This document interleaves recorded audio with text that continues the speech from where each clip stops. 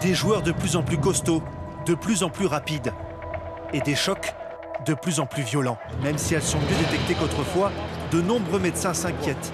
Un neurochirurgien clermontois estime que les joueurs sont en danger.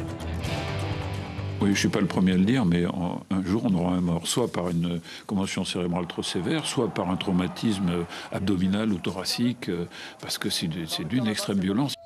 La commotion cérébrale est un ébranlement du cerveau provoqué par un coup sur le crâne. Elle peut entraîner une perte de connaissance, puis des maux de tête, une perte d'équilibre, un état d'anxiété.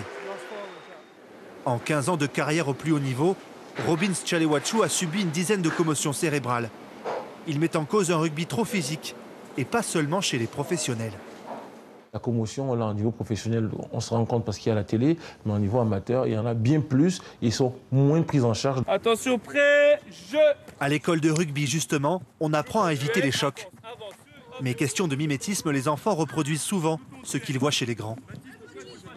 Quand vous allez jouer le duel, vous y allez plutôt ballon claque comme ça pour lui rentrer dedans ou un peu dans l'évitement? Un peu dans l'évitement. Non!